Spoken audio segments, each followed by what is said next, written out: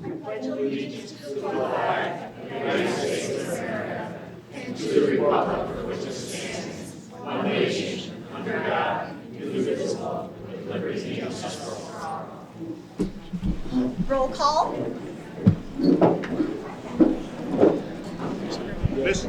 Mrs. Alpert?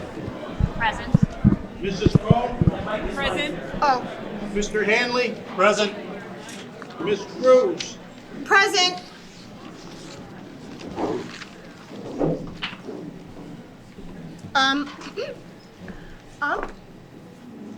Mr. Lynott, you can begin to speak. I want to welcome everybody for attending tonight's meeting. It's a special meeting of the Scranton Housing Authority Board of Commissioners, at which we're going to address a rental increase at Park Gardens. With that said, I have to address a couple other issues because it's spiraled into something beyond a rental increase. First of all, Park Gardens is not up for sale. So if that rumor was relayed to anybody here, it is not true. Secondly,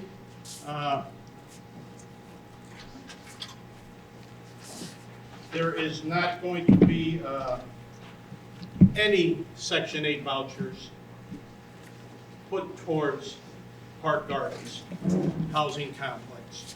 And that's another issue, false issue. It spread out of control.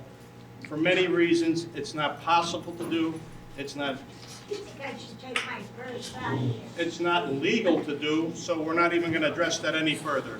So right off the top, if you're here for the sale or for the Section 8 issue, it's not happening, it's not an issue. Okay? As we proceed, we're going to vote on the rental issue in a little bit. We're going to do a presentation. There'll also be public comment, but our sole purpose tonight is to give you as much information as possible, but the meeting is specifically for a rental increase at Park Gardens. Thank you, Mr. Lynott.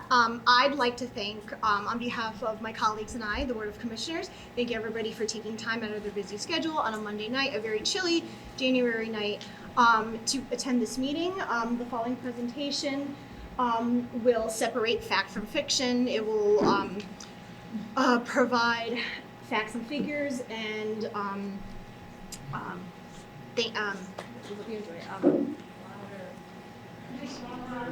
all right, I will. Thank you.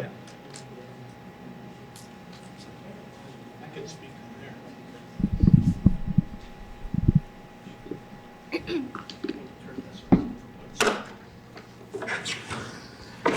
For TV purposes, I have to speak into this microphone, but again, we're going to do the presentation, try to educate everybody as much as possible. There'll be a public comment, then there'll be a vote. So if you could hold all your questions until we're finished. First of all, the Scranton Housing Authority mission is to provide safe, decent, and affordable housing for eligible individuals and families through supportive policies and services. And that's across the board. Programs we offer at Scranton Housing Authority. There's a public housing and there's housing choice voucher, otherwise known as Section 8. Public housing is buildings we own and provide apartments for based upon your income.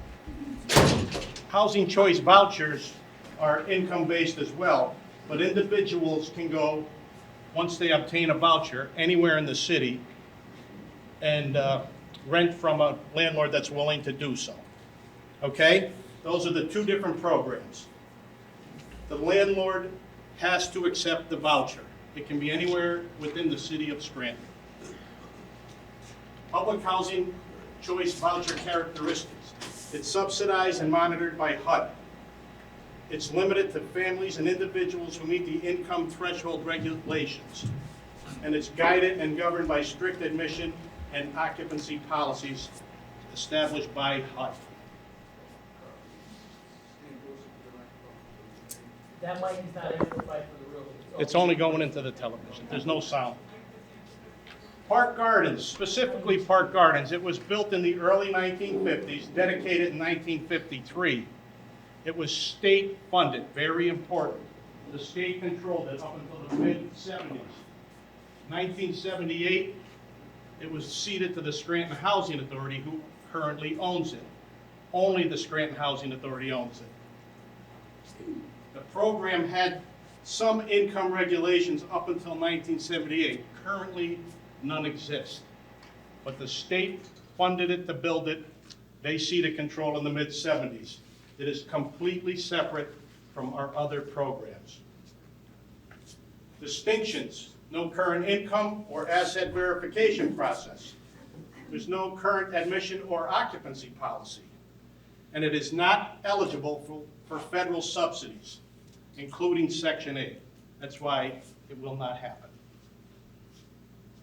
Now, with regards to the number of units, there's 6 clusters of buildings with a total of 166 units, and there's 30 garages.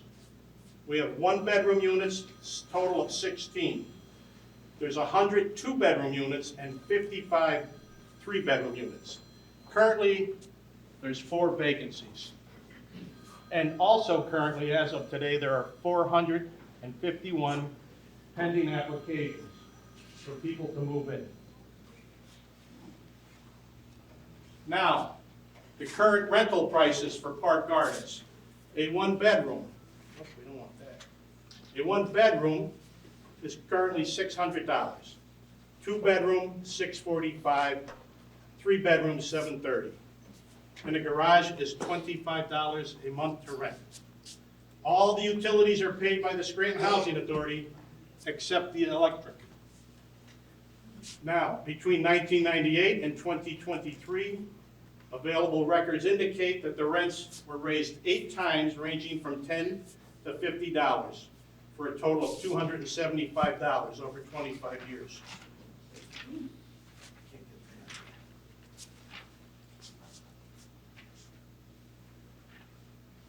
Now, there's a yearly document provided by HUD to the Housing Authority that tells us what we can charge for Section 8 properties throughout the city. 1-bedrooms are currently $928, 2-bedrooms $1,123, and 3-bedrooms $1,462. Compare that to the local housing choice voucher. Just in this area code 18509, a 1-bedroom apartment currently on average gets $800. 2-bedroom gets $921, and a 3-bedroom gets $1,000, $1,004. So that's the average throughout this area code for the Green Ridge area. Next, projected costs for 2025 at Park Gardens. Total expenses are projected to be $1.7 million. The total revenue as it stands today with the current rent would be $1,310,932, with the deficit at the end of the fiscal year, which is September 30th for us, it would be $389 plus some change there. So unless the rent is changed, that will be our deficit at the end of this fiscal year. Loan payments. We have 2 current loans dating back to 2021. The stated use of funds on the application was for capital improvements. The current balance on the loans is $2,454,622. And the monthly payment as of today, each month till 2033, is $26,666. That's before we pay any other bills. Now, the proposed rental increase. People came in the first December meeting. Mr. Lina, are you saying that we have to pay the loan before we pay any of our operating? Well, if we don't, we forfeit on the loan. Everybody knows what happens. If you don't, we could lose the property to the bank. We're trying to avoid that. With this proposed rent increase, we listened, we reviewed, people came to the December meeting and also the January meeting, but they asked us to reconsider the 25% increase that I proposed in November. After reviewing documents and bills, and our accountant reviewing the projected loss of income out there, this is our proposal for tonight's meeting. We're going to raise it 10% in February, 10% in May, and 10% in July. With that said, that's 30%, that's correct. That's a joke. That's a joke. That's correct. You asked us to review. We owe more than we What thought. capital improvements did they do in 21? We'll discuss questions afterwards, ma'am. There are no grants from government entities coming. Okay, there are rental assistance programs. They're completely separate from the Scranton Housing Authority. You would have to seek those on your own. Okay, we do need a new plan of sustainability based upon all the money that was borrowed against the property. But to start, we have to raise the rents. Otherwise, there's nothing else we can do at this point. Also, other actions that have been taken by this board. They suspended the newsletter, which saves about $24,000 a year. They're going to create a new admissions and occupancy policy, address the rent collection, and a waiting list revision and reorganization. Also, employee performance evaluation. Also, we'll continue to explore other options to get some financial stability to Park Gardens. But for today, we have to consider the rental increase that is proposed. Finally, contact information. I'm on the top. I'm the guy you want to talk to because the rumors, to be quite honest, are ridiculous. They're not lawful. They're not able to be executed because Park Gardens is a separate entity. You can't put federal funds out there. So Section 8, wherever that started, incorrect. Sale of the property, incorrect. But there's my name, my number, email. Call me. I'll sit and talk with you. Only a couple people in this whole room came and talked to me. I explained how it's working, the deficits, the loans. Please, don't go on Facebook. It's silliness, and it's all rumor. Talk to me or the board, put their names and emails up there. Feel free. Okay? Mr. Cruz? All right, thank you, Mr. Lynott, for that wonderful presentation. As Mr. Lynott said, you can contact us. You can call him at his office. Oh, sorry, okay. Okay. You have to go up to the, you have a mic there? Oh, okay. That's for the TV. It's for None the of the mics are TV. gonna amplify this room. No. So then I'll just talk really, really loud. Set up beforehand. Talk loud. Okay, so I just want to thank you, Mr. Lynott, for that presentation. As he said, you can call him at his office, or if you'd like, you go on the website. All five of us have email addresses that you can contact us, and we will happily answer any questions you may have. So with that said, we now welcome public comment. Per Scranton Housing Authority policy, each speaker is allocated 5 minutes. And we just ask that you state your name when you come up to the podium. I am also asking that speakers maintain decorum. So with that, our first speaker, and then also we have about over 20 speakers on the list.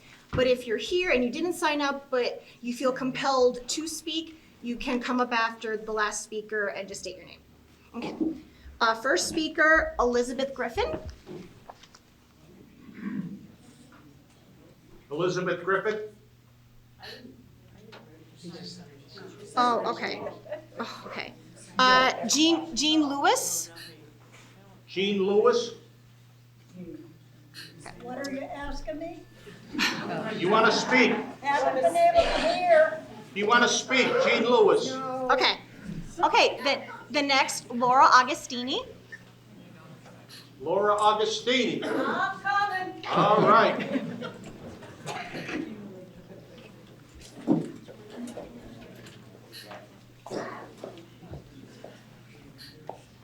Laura Augustini, President of the Green Ridge Neighborhood Association. I know I'm supposed to be addressing the board, but I'd really like to stand on the side so that That's everyone fine. back here can hear me as That's well. fine. I'm happy that you addressed many of the rumors or innuendos that had been floating around with regards to Park Gardens. The neighborhood association did attempt to get information before we put anything out on our social media. We reached out to various people and we got what we thought was correct information. We now know that it wasn't correct and that based on my conversations, my personal conversations with various people, as Mr. Wynant has said, Park Gardens is not for sale, but I do want to inquire about any potential transition because based on some, and I will say it was social media, comments from someone who appeared to have inside knowledge. She is not related, she is not on the board, she is not employed by the board, that to my knowledge, but she is employed by a company that their specialty is to come in and purchase or manage complexes such as Park Gardens and then try to move them more to low income rather than the moderate income or no income requirements that Park Gardens has right now. And so my inquiry to the board is there any such transition thought of? What are the plans? I understand that you intend and hope to recoup monies through your rent increases, but it seems like there is a deficit, a structural deficit in Park Gardens. You have had loans for capital improvements, which apparently some of these tenants don't know what was done, and I find that discouraging because that is something that should have been disclosed to the tenants when those loans were taken out. And it's possible that it was. I recognize that we're looking back 3 years now or 4 years now, and not all of you were on the board at that time. But I do think that transparency is paramount in this case. That I understand that you've stopped your newsletter, which I thought was supposed to be giving information out. Perhaps you need to look into emailing or putting it out in some other form so that you can still disclose information to all of these tenants who are seeking information. And that's all that I'm doing here as president, is to find out what's happening with a large section of Greenwich. As I have said many, many times, as Greenwich goes, so goes the city. We pay a lot of taxes. We are one of the areas that subsidize the rest of the city. And so it's important that the character of Greenwich stays the same. Thank you.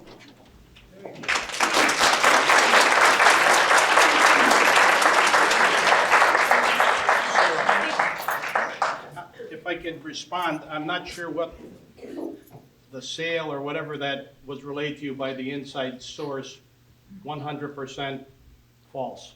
And I mentioned sale, but I'm concerned about the use of the word transition. Tonight, we're talking about rent. If we can get a rent increase, everything takes care of itself. The issue with the newsletter, we're converting, after many moons, to a webpage. Scranton Housing Authority. You can check it on your computers, but we're going to continue to update that and provide information through that. And hopefully we enter a new era here. It's a new board and new director for a year now, but we have to address one thing tonight and one thing only. And it's to maintain Park Gardens, we have to raise the rent. Okay? The board over the years has tried as best they could to accommodate everybody out there, and the rents were more than reasonable. But it's just not sustainable anymore. Be it utilities, insurance, salaries, loan payments, it's all accumulating, and utilities aren't going down. So it's inevitable.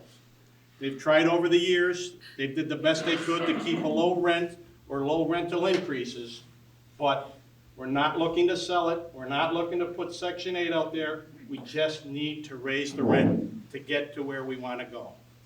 That other story, it's a good one, I don't know who came up with it, makes no sense, but that's false, okay? Information for housing, call me, email me, or check the web, okay? Thank you. Next, Melissa Canavari. They just told me to sign in. Oh, okay. Thank you. Okay. Bonnie Aquilina.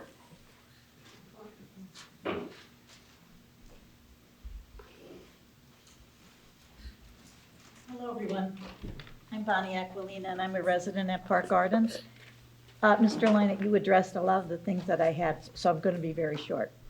The one thing I'm concerned about is you stated in the last meeting, excuse me, that we were $17,000 behind on back rents. Unfortunately, when I reviewed my lease, there's nothing in the lease that addresses late rent payments, unpaid rent payments, 60 days, 90 days, whatever. There's nothing in the lease that addresses that. If I can just on that issue, that's part of the overall conversion and looking into a new policy out there. The good news is, I just checked with our manager, there's 2 tenants with rent in arrears, and we've gotten that number way down, so. Okay, Also, the state governs the notification and the letters that have to be issued for terminations and so forth pertaining to evictions, and we're gonna comply with that, but we may have 1 total. That number has come way down. right, I don't have the total number, but it's probably less than 6,000 right now, okay, okay? yeah, thank you. But that answers, I hope that answers that question. Yes, that was a concern, because of the long waiting list, I was going to ask if there was some kind of a policy regarding, evictions. Really, the other thing I want to say is thank you for, after the last meeting, we did start inspections of our apartments. I had a few things fixed, I'm hoping everybody else did too, but thank you for that. And everything else you addressed, so thanks. Thank you. Next, Mary Ann Sweeney.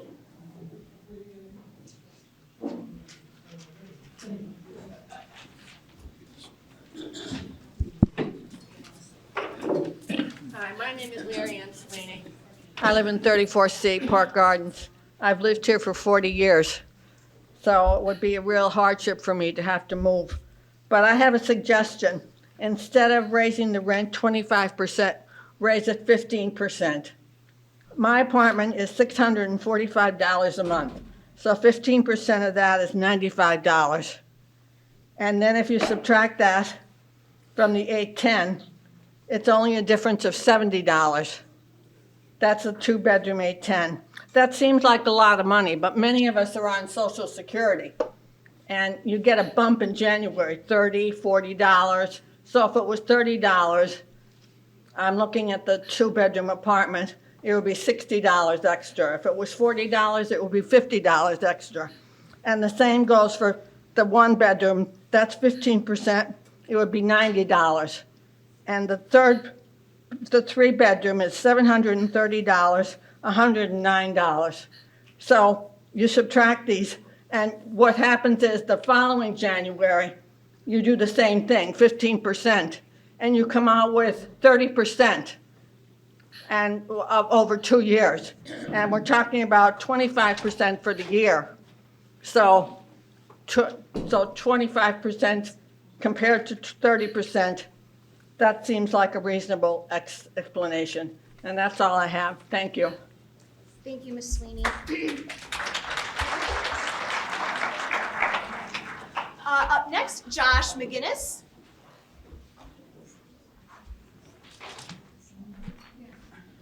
Hi, Josh McGinnis. Listen, my mom just moved in here, okay? There's no vents in the bathroom. There's no vents in the kitchen above the stove. There's other stuff that hasn't been upgraded. All of a sudden, you guys are gonna raise it 25%?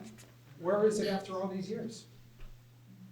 Why all of a sudden is it 25% after all these years? I don't understand. There's security things you guys can do in the doors. There's people that don't even live there. They're coming, you could just easily come in and out of those doors. There's no security for these people. No security. There's no vents. These apartments haven't been updated in how long? And you want to raise it 25%? 30%, I'm sorry, 30%, I'm sorry. Good job. Sorry. But I don't understand. None of these apartments have been updated. Nothing. There's nothing. And you want to raise the rent 30%? Come on. These people come over here for a reason. These people are retired. They don't want to be, they shouldn't be subject to this. They shouldn't. Like I said, no security on the doors, none. Somebody could just walk in there and shoot up the place. You don't know. And you just want to raise the rent. That's what this whole meeting's about, just raise it. We have to raise it, we have to raise it. That's the whole thing? I'm sorry, but that's not right for these people, for these residents that have been here for this long. It's not, and it's not right. It's not. And after 25 years, all of a sudden you just want to raise it? Come on.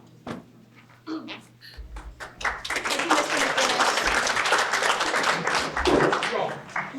Next, and more.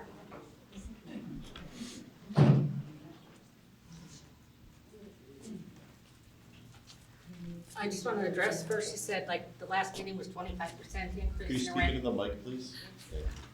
25% raising the rent, and now it's 30. So we came up with higher figures than we actually started with. 30%, 10 now, and 10, 10. It's all gonna boil down to the same thing. To apartments that we have, I'm here there 9 years, that have not been updated. I understand now when new tenants come in, they're getting new flooring. When we were moved in, when I was moved in, do whatever you want with it. Well, like it's glue all over a black floor, what am I gonna do with it? Spend $900 to put wall-to-wall carpeting in. Wait a few years, maybe you'll get a hard floor. Who's paying for all turnovers in the apartments? You have a handful of people leave now because of the rent. That's even more money you're gonna lose because you're gotta update those apartments. It's just not, it's not right.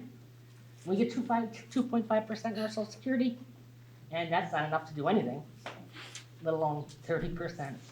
I think that, I understand you need the money, but who's been budgeting this money for the past 25 years? Wasn't us. Wasn't us. And now people, I know myself, I'm gonna have to move. It's these people's responsibility to make up for it. Thank you. Thank you, Ms. Moore. Next, Janine Walker.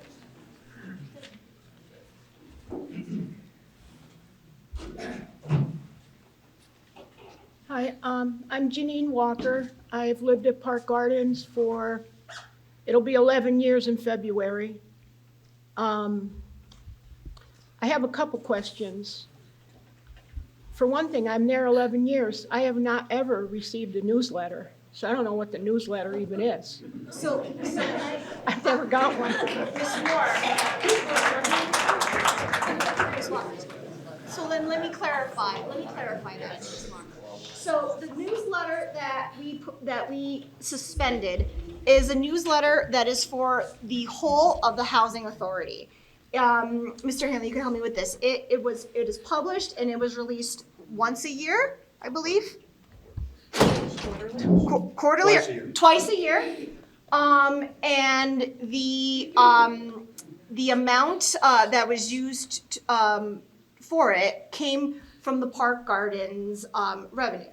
And so we, Mr. Hanley and I and the other board members, we thought that was odd that something that was for the whole of the housing authority came from Park Gardens revenue. I So never we even asked- got one though. So in we 11 asked years. the administration to suspend it immediately. I agree. But I And that was never the got first- one. So who else was getting one? I never got one. So is that something like that was being paid for that actually wasn't happening?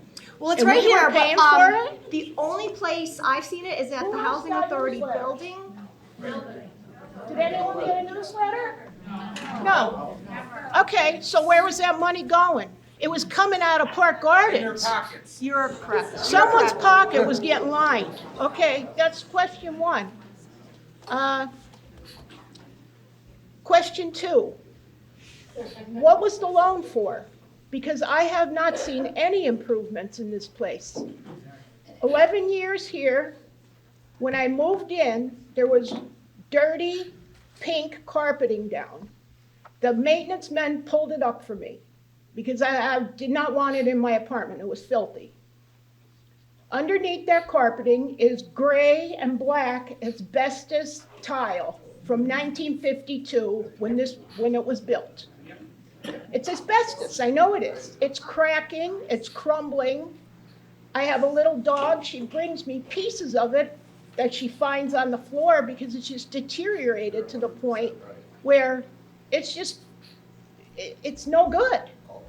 You can't even clean it good. My apartment is sagging. The basement, the wall in the basement is like bowing in. It's all mold along the one basement wall. Water comes in all the time. Sometimes the sewer overflows. I've addressed these concerns. Nobody ever did anything.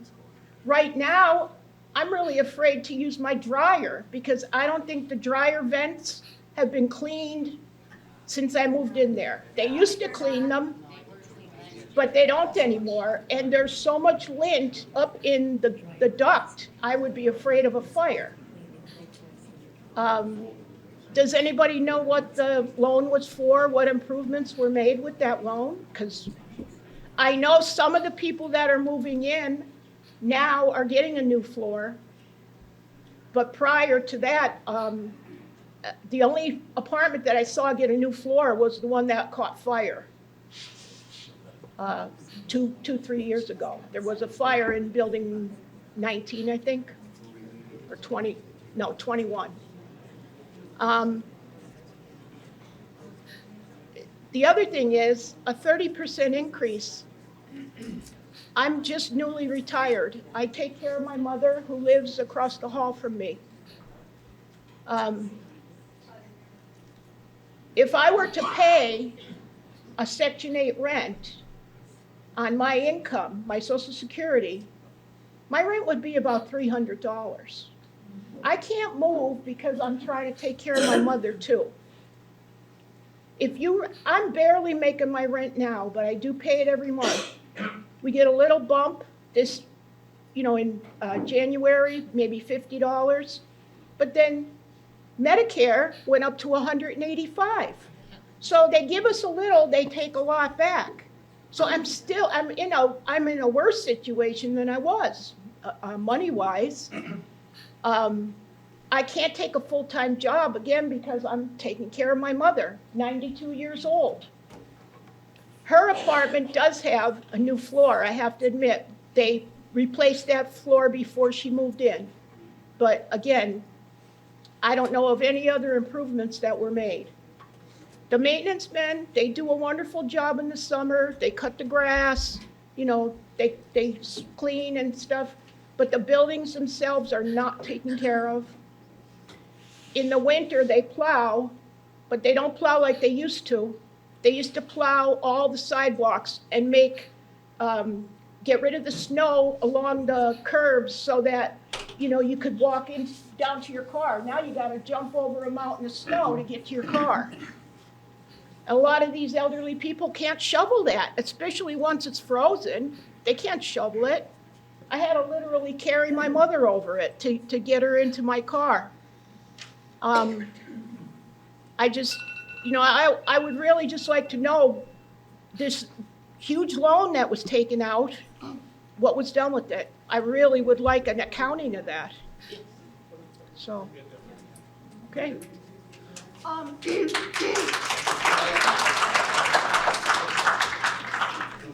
Mr. Lina or Mr. John, would either of you like to address what the loan was for, the refinance, what it was stated as for? There's a series of loans going back to 1998 that were either refinanced or one loan was taken to pay off the previous loan, and that goes back 2012. No, that's not 207. 2008. Mr. Capoloni can give you specifics, but most of it was borrowed to pay off the previous debt, use a little bit for capital improvements.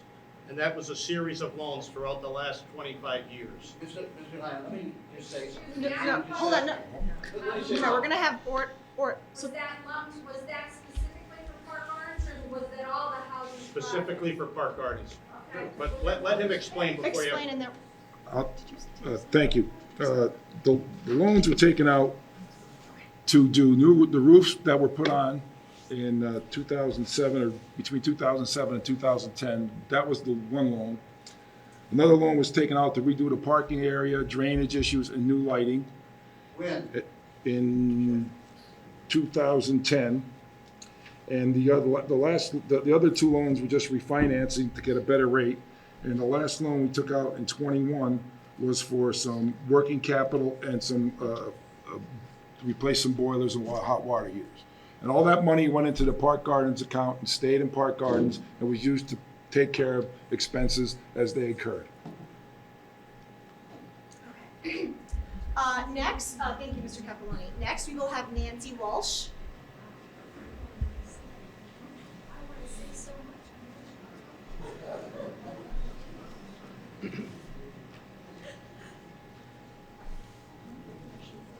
My name is Nancy Walsh. I live at Building 13, Apartment D. I just moved in 2 months ago. And I don't understand how you can have a loan and I can't understand how you can have all these loans and really not tell the residents what they're really for. Like you had all that information on the board there about the rents, what there are all around the neighborhood, up to 30%. Well, why can't you have that on the board? This line number 1, capital improvements on roof, X amount of dollars. Salaries, X amount of dollars, so that we as residents know where the money at Park Gardens is going. Because it just sounds to us like everybody's trying to avoid the issue of what the loans were really for. And that tends to make people think there's some kind of cover-up or something going on. Especially when they don't see any improvement in their buildings and they've been here 10 years. I mean, to me, it's just ridiculous. It really, really is. I mean, and then last meeting we had, you were going to discuss the raise at 25%. Not at 30%, at 25%.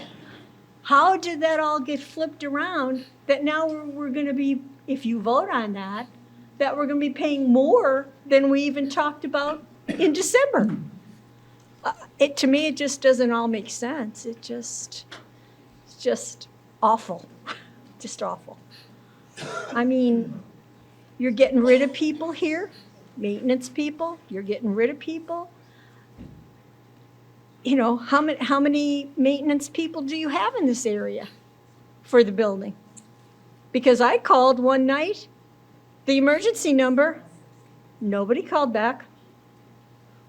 Nobody called back, and I had no heat. I just had them come the other day. They came promptly, they fixed it promptly, but I'm only there 2 months. 2 months.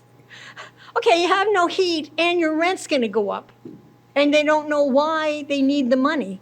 Because the bottom line, you want all of us residents to cover the mistakes that everybody made over all these years. Thank you. I mean, I could go on forever, but that's enough said. Thank you, Mrs. Walsh. Sharon, is it Kruger? Sharon? Skip it. Okay, you don't speak, okay. Mari Carroll? No, Sam doesn't say. Okay. Judy Luciani? Okay. Bill Conlog? I'm okay. Okay. Rita Darlene Legat? I'll pass. Okay. I'm looking for a husband to help me pay my rent.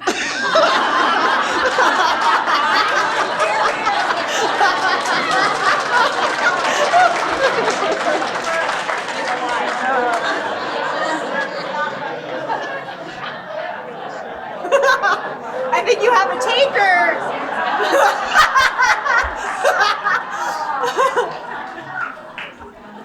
Okay.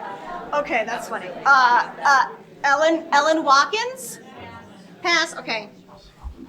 Barbara Richter? Lisa, is that Ayer? No. Okay. Darlene, is that Zimmerman? Some part. Yes. Oh, excuse me. Sorry, Mr. Zimmerman.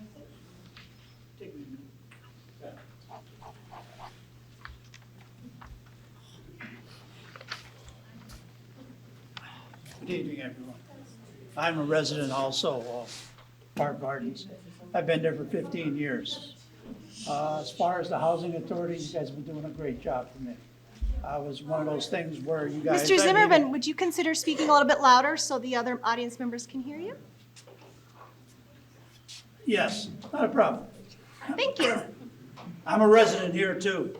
And about 15 years ago, I moved in. Wasn't a place I wanted to come to, but it was one of those things where my wife had cancer, couldn't walk up and down steps. You were the obvious answer for me, and she convinced me to come here. That was 15 years ago. Rent was $5.80, something whatever like that, and I knew it was a decent place because there were nothing but senior citizens, quiet neighborhood. It was a good place to be. I come from West Side, which I wouldn't go there now at night. But being here that long and the rent was not a problem for me. Now I've since retired now, 15 years ago now I'm retired, now I'm on a fixed income. I had no problems with bumps in rent because the rent was too low to begin with, for me. But now that I'm on a fixed income, now when you say you give me, well, it's $50 here or $75 there, yeah, you can take that bump, no problem. But when you say $200 at a month, and you say to yourself, all right, wait a minute, what have you done to earn that $200 a month? I have to question that, because unlike most of these other people, nothing's been done to my apartment since I moved in. All the improvements that have been done there, I did. It's one of those things where I don't mind chipping in. You guys need the bucks or you need help doing stuff, I'm your man, I'll volunteer.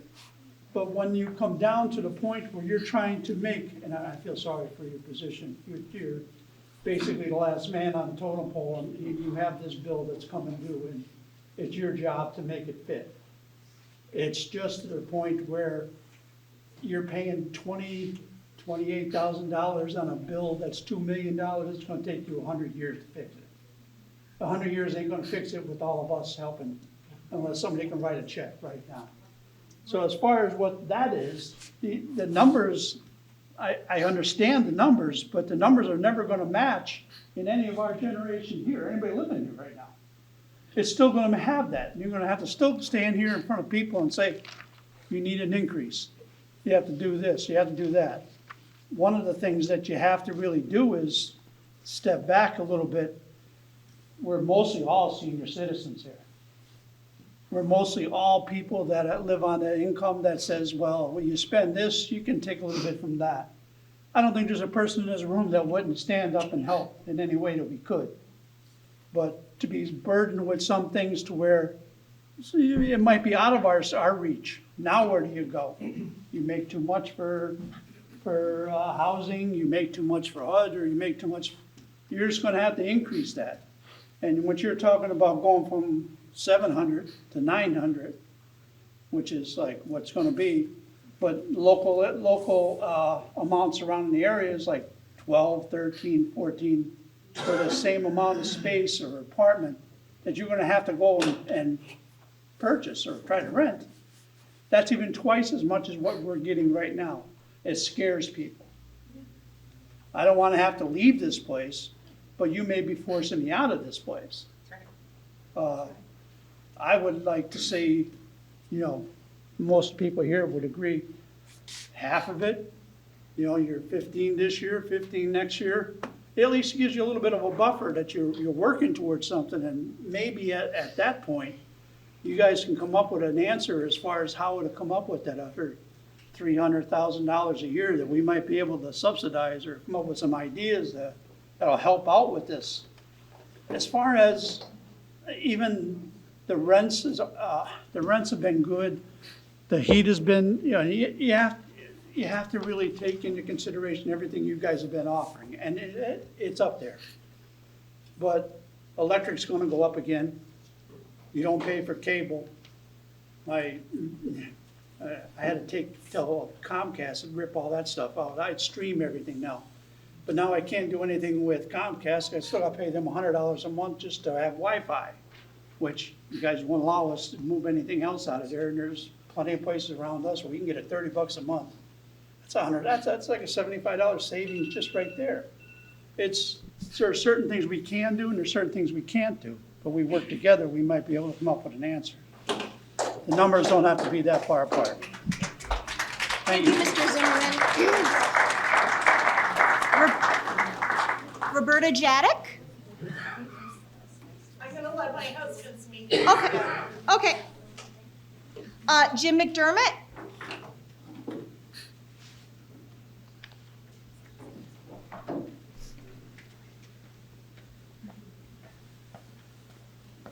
Good evening. I'm just here to speak to maybe a cost-cutting item that may help. Is Park Gardens gas heated or electric? Yes. Gas? Well, just driving down Morrell Street, there's well over 40 air conditioners and windows. And I'm sure other projects, it's the same or more. I don't know if they're housing authority air conditioners or tenant air conditioners, but maybe they could be removed to a little cost cutting, save some on the heat cost. Since your newsletter is $24,000, you think the gas cost would be a little bit cheaper by removing the air conditioners. And that might lower the 30% increase, maybe 29%. Maybe. And just one more thing. I'm looking out here, all the senior citizens, they worked all their lives. They might have that Social Security, maybe a small pension, lost their husbands, lost their wives. And this increase, when you hear 25, 30%, it's a jolt. And I don't think they have to put up with it. That's all. Thank you, Mr. McDermott. The next person on the list, it's after Mr. McDermott. The handwriting is so, I can't even make it out. I'm sorry. Was there somebody who signed up after Mr. McDermott? Oh, is it just Mr. Gahuli? This is you, Mr. Gahuli. Is that a shot, Sarah? No, No, I'm only kidding. You write like a... Unfortunately, I've been sick for the last week. I was hospitalized. Your handwriting is like a so lawyer. take me. I listened to everything tonight. And first of all, I want to thank the board for giving your time and your service. You don't get paid, and you put up with a lot of crap, probably from every single person in this room. But your service is really, really appreciated. When it comes to this whole issue, we had about 75 people at the last meeting. At that time, we discussed people that were living alone, people that were elderly. Everybody knows that Park Gardens is full of an elderly housing community. You may have 3 or 4 young families there, but that's it. Now, the insult, to add insult to injury, We thought we were gonna pay 25%, and now it's up to 30%. Right? I'll leave it at that. I'm gonna go on and talk about transparency, especially with this administration, whether you like it or not. Mr. Lynott, and I like you, you're a friend of mine, but you said at the last meeting, and I can see it, well, we may have to sell. That's where that rumor started. That's where it started. If the rent increase isn't approved. Okay, good. Sit there. That's why you ever, that's why you ever, let me finish. Far from done. So that's how that rumor got started. The Section 8 rumor came out of nowhere. Okay, I don't know where that came from. Joe, I'm but- not on Facebook, so I didn't put it on Facebook. No, but you said it at the last meeting with regard to, Everything's on the table. okay, then Section 8's on the table. No, Section 8 is not on the table. I explained that. Okay, that's good. Okay, yes. Thank you for explaining that. Thank you. And I appreciate it, believe me. I say there's no transparency because I asked Mr. Capelloni at the last meeting with regard to the loans, what they were used for. They were used for roofing, okay? Mr. Capelloni, when were the roofs put on? Between 2007 and 2010. 2007, okay. What was the total cost of that? I don't have that information. There you go, okay? Let me tell you something. The problem that we have is we don't have the information, okay? Because you can't supply it to us. You knew this meeting was going to take place tonight. I asked you these same questions at the last meeting, and I got no answers. So that's number one. I've been up there since 2015, and I, like other people, a medical emergency required me to get a smaller place, and it worked out tremendously. I have never seen any paving done up there since 2015. I talked to a previous mayor of ours, whose name is Doherty, and he told me, basically, that that was probably done in around 2012, he thinks. I don't understand how the debt service has not been paid down, why the refinancing keeps reoccurring, and you're up here blasting numbers in front of everybody without telling us the true picture of how this housing authority's been ran. How long have you been the manager or the CFO over at the housing authority? I'm not the CFO, What are you? the deputy director, Okay, who handles the finances? Mr. Lombardi. Where's Mr. Lombardi? Is he here, not here tonight? Couldn't make it? How much does Mr. Lombardi make a year? That should be public record. It is. Well, what is it? I don't know off the top, I don't want to misquote it. Approximately. Over 100,000. Over 100,000. It's paid out of public housing operating. Joe, you're mixing apples and oranges. No, I'm not. We just want a square financial picture of where this money went to. Obviously, you're refinancing loans. The loan, Mr. Capoletti said at the last meeting, let me finish, please. No, let me stop you. I went to the bank Friday, I've asked for the statements from 21 forward. You come down, we'll go through every. Oh, okay. Just so you know, the last This meeting. is done. No, wait a Joe, finish. One more thing. We're cleaning up the mess, okay? You are cleaning up the mess on the backs of people that can't afford it. There's no other And I'll tell option. you, these people at Greenridge have every right to live here and pay taxes.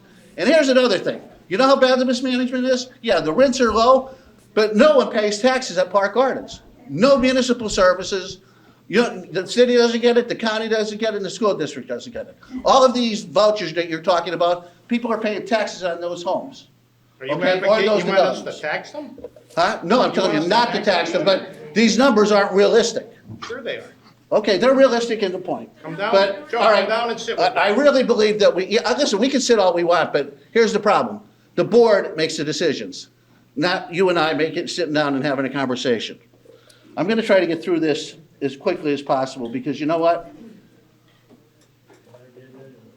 I can't imagine that this board, understanding what I consider severe mismanagement, there was $4 million, I believe, in total loans taken out in 2007, refinanced. We don't even have the finance director here to talk about this. This is bizarre. But lastly, I'll say this to you. Look into your hearts. Look into the people that are living at Park Gardens. They're old. They don't have the money. The last increase we had was a year ago, it was $50 a month. $50 a month, okay? Look at the community that this place serves. It's a jewel. And Greenridge is a jewel. And I understand everybody's concerns. I just don't know where the money went.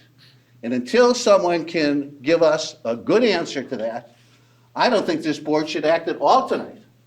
Because there is no way that capital improvements that started in 2007 we should still be paying for at this particular point. The maximum a loan should be taken out is over 10 years. It looks like they're 20 years later, you're paying on it. Pardon me? That's almost 20 years, you're still paying. This is bizarre. Thank you so much. I appreciate it. Thank you.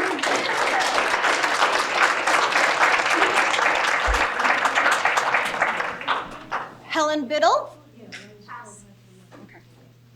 Okay. Harry Jadek.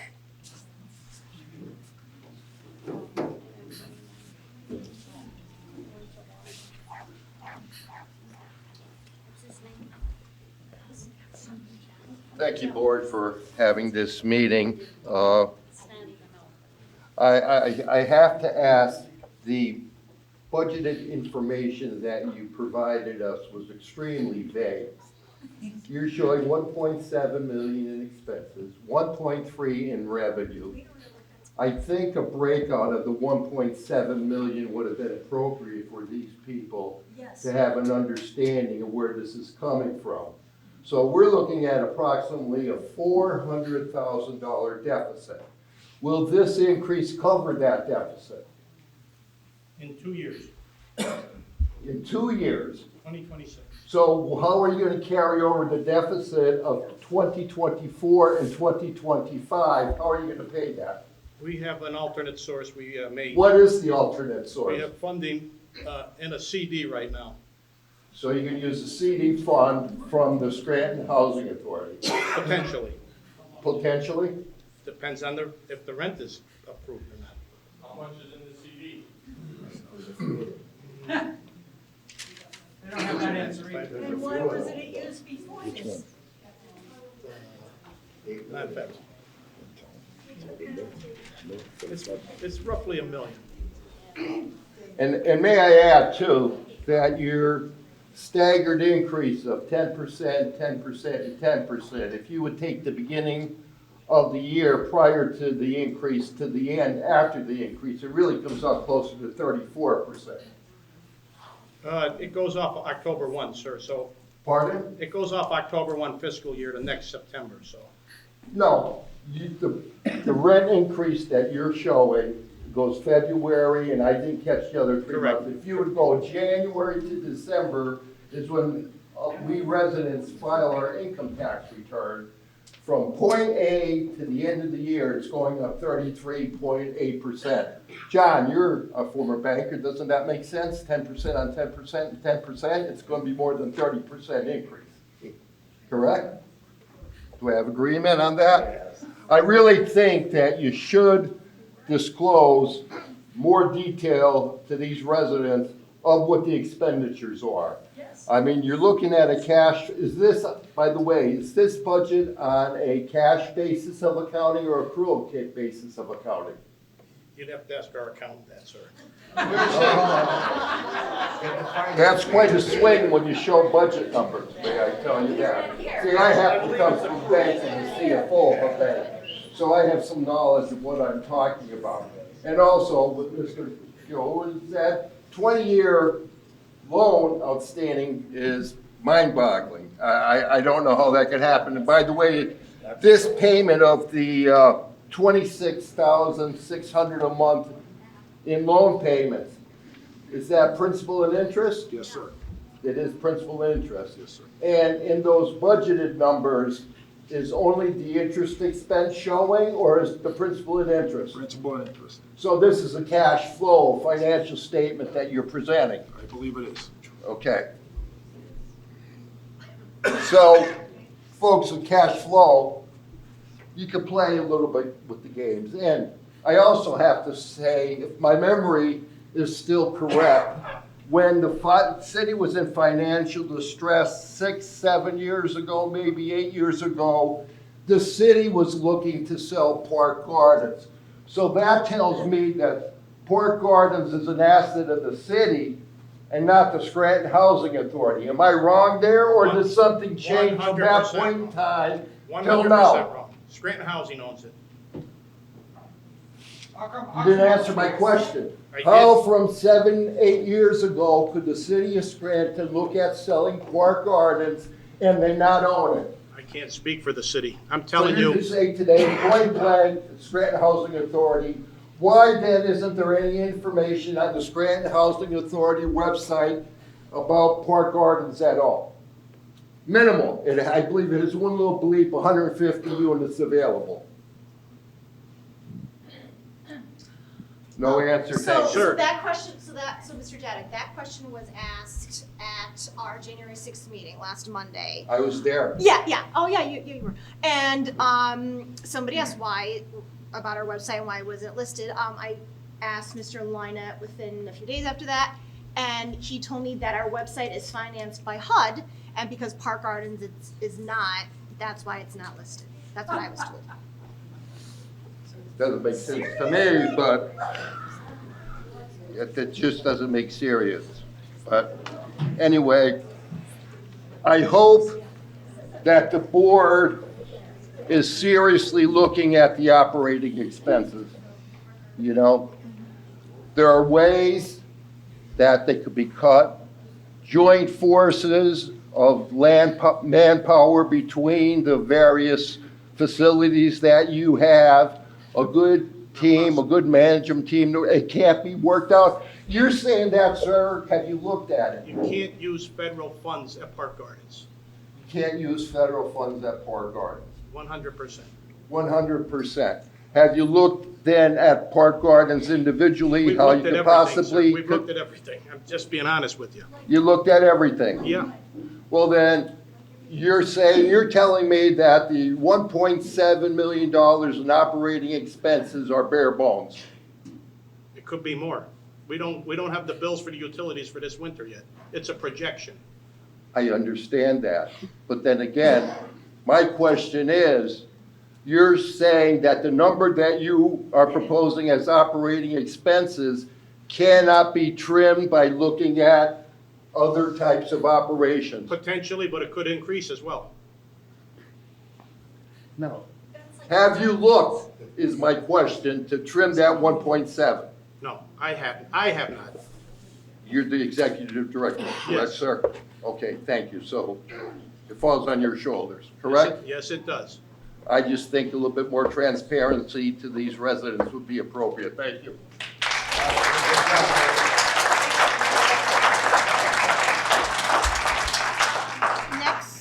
Next, Karen Lemery. Karen Lemery? That exhausts the sign-in list, but is there anybody else that would like to speak that hasn't spoken already? Is there anybody? You can come up. Yeah. Just state your name when you get to the podium. Good evening, everybody. My name is Maggie O'Brien. I'm a resident of the city of Scranton and a homeowner. And I had an experience with the Scranton Housing Authority this summer, a personal experience that I'd like to share, if that's okay.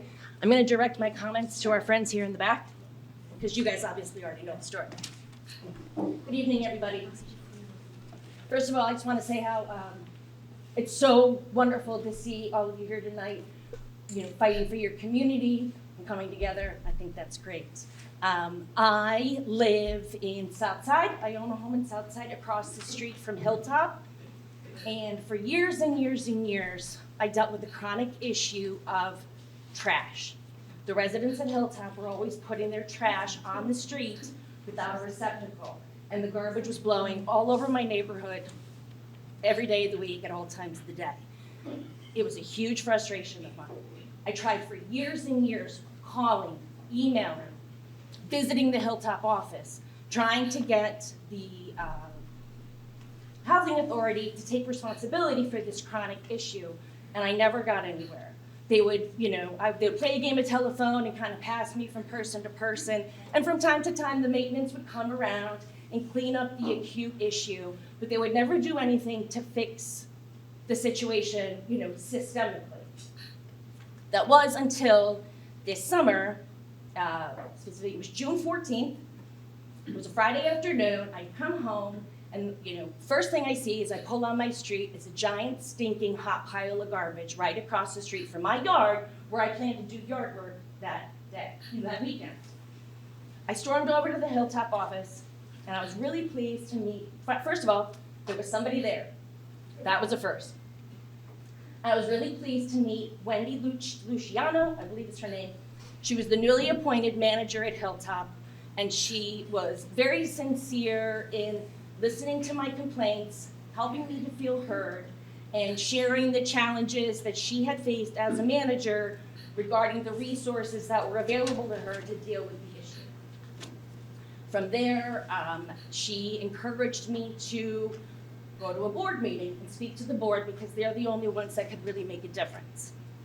A month later, I went to a board meeting, my first Housing Authority board meeting.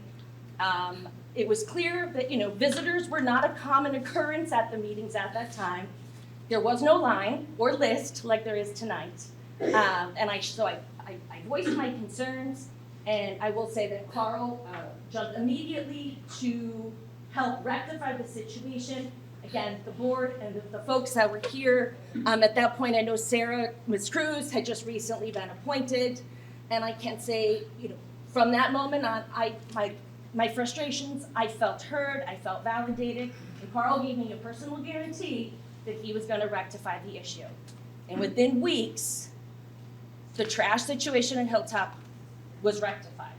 They constructed a permanent structure where the trash could be placed and protected from the elements and from the street. Now, comparatively, no, I understand. Comparatively, this is not, I understand. This is not an apples to apples situation. I'm not trying to say that it is. I just want to offer my experience as a bit of hope and inspiration that, the new administration and the new board, who Ms. Alpert and Mrs. Cohen were not on the board at that time. I just want to say that, there is a possibility for hope with this new administration that you see before you. As Scrantonians, we are no strangers to the corruption and malfeasance that this city has faced through all of its institutions. The school district, the parking authority, the sewer authority, and now the housing authority. And it's a shame that this is happening to all of you, and it's incredibly unjust and unfair. But I ask you to please take a look at the larger picture that our entire city is facing. These are systemic issues that have been happening for years and years and years, and hopefully today and going forward with this new administration, we will experience change. Because I had that experience of change personally at my home, so I just wanted to offer that as a little bit of inspiration. And I ask all of us to continue, especially the residents here, continue to hold the board and the authority accountable for what's going on in your community. And I know that's hard to do because it feels really frustrating and like a big waste of time and you don't get anywhere. Because they're not accountable. I agree, understood. Yes, you're not wrong. And I'm not condoning the behavior. I just wanted to offer some perspective that change is possible. And that hopefully we can hold these new folks accountable to, living up to the expectations that you set for them. Thanks, everybody. Is there anybody else that would like Oh, sir, yeah, you can come up.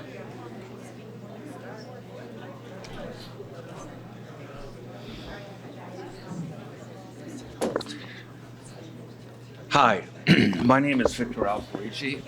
Can you? My name is Victor Alperici. I lived in Scranton, in the Scranton area, a good part of my life. I had to move to New Jersey due to an employment situation. We can't hear you. Can you speak a little louder, sir? Thank you. You need to speak by the mic so we can pick it up. My name is Victor Alperici. I'm a Scranton resident for most of my life. I am not a resident of Park Gardens. I used to be a social worker. I remember going to Park Gardens to visit residents on a number of occasions.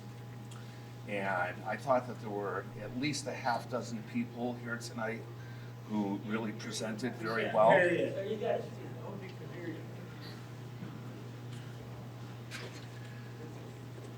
Okay, is this all right? Yes. All right. So my name is Victor Alperici. I'm a Scranton resident most of my life. I am not a resident of Park Gardens, but I'm somewhat familiar with it. I used to be a social worker and visited there on a number of occasions. Now, the board, is the board for Park Gardens or for, No. or for the housing No, we are for authority? the whole of the Scranton Housing Authority. Okay. So, on a couple of occasions in my life, I worked at a nursing home, and we had what we called a resident council. And the residents were residents of the nursing home. And I don't see why there can't be a resident council of, say, 6, 8, or 10 people that are actually residents that would meet with the board and the management on a quarterly basis to discuss problems and try to find solutions versus waiting a year or longer and having a meeting like this. That might help in terms of the communication. It also might help to avoid the situation that you currently have in crisis. And certainly there were some people here tonight. I can think of the gentleman there with the cane. I can think of this gentleman right here, who were very adept in terms of presenting the points. So I think that would help, and that can be a starting point. But I don't see how you guys could honestly, and by the way, you're all very well dressed, right? Do you see people here very well dressed? I don't. Do you honestly think, looking at this population of people, that they can come up with 30% more of whatever income they have? On the face of it, that doesn't seem likely to me. So then what happens? They move out. Well, you know what? I'm talking about as loud as I can. Is that okay? Yeah, I was in this meeting the whole night, and I couldn't hear a good part of it. So let's go home. I'm going to make one last point. I went to a city council meeting earlier this week. The mayor is not there. The mayor is not here. The mayor is the leader of the city. The mayor is somebody who either appointed or helped appoint all the people here.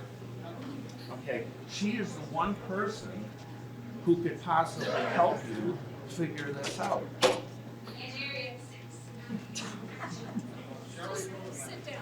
I'm speaking louder than anyone else was tonight. Well, you're actually not. So it's happening, turning around, and speaking that you don't hear you. Actually, We're gonna have order. aggressive.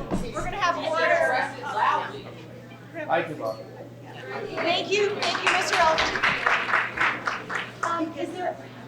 Is there anybody else who'd like to, okay, come next. Okay, I guess just, I would say if you want to speak, get in line at some point, and then just come up one by one. Thanks, guys. My name's CJ Roomer. I'm a part of the Green Ridge Neighbors Association. I just passed my 1 year anniversary of being a resident of Scranton. I'm not from here. My wife grew up in Dunmore. My son will be from Scranton. So really what I'm interested in is preserving the character of the neighborhood, which has been said a number of times. And frankly, it's disappointing to hear these stories of people who, it sounds like Park Gardens, even though it's a wonderful place to live, may not have been managed as well or have had the updates that a lot of these people wished would have come, and then the money conversation happens. So we understand that there's a rent increase on the books, and we're voting on that tonight, right? Yes. So we've been talking about what happens with the rent and that being the goal. You're effectively pricing a lot of these people out of their homes, which is, we all understand that's inevitably what will happen, which means you're going to have vacancies at Park Gardens that'll need to be full with new people that are willing to pay these new rents, which may or may not be the case. You could have a whole bench of people waiting to get in there to pay whatever to live there. My concern is what happens if we collectively say, look, they can't afford the rent increase, so we're not going to pay it. So we're going to vote no on the rent increase. Your deficit continues. Then can you talk to what happens to Park Gardens then? Loan, Right. on the books, Right. $26,000 a month. Uh-huh. You know what happens if you don't pay your loan? So what happens to It's it? going to be out of our control at that point. Whose control is it in? It's up to the bank. They can Right. foreclose on the mortgage. So are some of the concerns that the community has had, the rumors and stuff that, yeah, sure, we might not be privy to, you might not be doing yourselves, like, does that become a very real reality for us as residents of Greenridge, that this place could be sold because of defaulting on the loan and the bank gets to choose? I know it's out of your hands, but we're talking about ways that we can keep that from happening. No one here wants that to happen. I imagine all of you feel the same way. And it's starting to feel like a little too late, too little too late in this situation. Exactly. So can you speak to, without dancing around, what happens when this gets voted no tonight? So we all understand, so it's not a witch hunt as who said what on Facebook, because the fear is there. I'm not a resident of Park Gardens, I live on Electric Street, but I feel for everybody who are residents and how, they're scared for where they're going to be living and how they can't afford these rent increases. So, transparency's been kind of a motif tonight, right? So Yeah. we just want to know what happens. We want to hear you say it. You're saying if the board rejects the rent increase? What are we voting on? Is there not a vote for everybody Yeah, here? the vote is for a rental increase. Correct. So what if the rent increase doesn't go through? Yeah, the board votes. Board Yeah, votes. we don't get to vote. No, you're not Okay. I see. I thought we got a say. Sorry. voting. No, I appreciate it, but I can't predict. You can't predict what the vote's going to be. Or the future after that. You can't predict what's gonna happen either. Right. Right. Okay. That's all I had to say. I appreciate it. Thank you.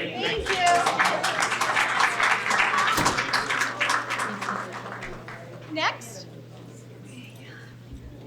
Hi, Dorian Stevens, maiden name McLean. The reason I give you my maiden name is because I was 4.5 years old when I moved into Park Gardens with my parents a very long time ago. Can you talk a little louder? Sure. Sorry, Mrs. Stevens. Everyone thinks we're loud and we're not. I was 4.5 when I moved into Park Gardens with my parents a very long time ago. I'm 57 now. I don't do math, so I feel your pain, trust me, way beyond me. I understand you have responsibilities to the bank. I totally get that. But there's a lot of people here that are on totally fixed incomes, not just senior citizens, because you say, well, where are they gonna go? Well, they can go to a senior citizen complex. Great. What about families that are there? There may not be many, but there's some. What about the single mothers who are there with their 2 kids? What about the widow that just moved in a year and a half ago? This isn't just a senior citizen problem. This is a family problem and a community problem. This is a beautiful place. I spent 19 years there. My parents were there 27 years. The Bowens, God bless them, just lost their mother. She was there 50 years. She loved it there. So I understand your responsibilities, but you also have a responsibility towards them.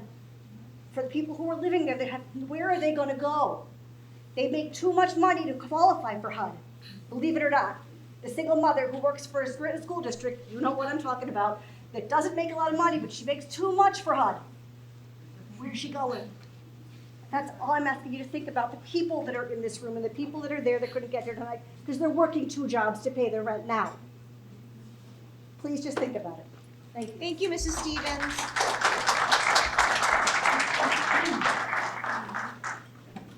Hello, my name is Michelle Petritis. I am a resident of Greenridge. My property backs on the back side of Park Gardens on 5th Street. So I have some concerns about what is happening, and I understand that you need to increase the rent. I get that. but what has been taken, what measures have been taken, what audits have been done on the existing costs to prove that the funds for Park Gardens are separate from the Housing Authority, because on several occasions tonight, it has been mentioned that, for instance, the newsletter was coming out of the funds for Park Gardens, but that money is supposed to be separated from the rest of the Housing Authority. So if they are operating on two separate budgets, has there been an audit of this budget to ensure that the money that is being spent for this neighborhood is from this neighborhood and not coming from other places? So we've talked a lot about transparency tonight, and that there isn't a lot of it. You have bills from 2007 that you're still carrying those. Are we sure that those bills, including the refinancing of them, only included the money that was supposed to be paid through and to Park Gardens? You found one for $24,000 a year. How many years has that been going on that it's been coming out of Park Gardens, and did it get paid back into Park Gardens coming from the budget of the other housing authority? So if that happens, would that then go forward and take care of some of this rent increase and perhaps decrease it a little bit? That is my question. I put it before you. I think it's something that should be privately done by someone who is reputable, to go through the line items and make sure that they are specifically for the Park Gardens budget, because that's what you're arguing about this evening. It's just a thought. Thank you. Thank you, Mrs. Petraeus.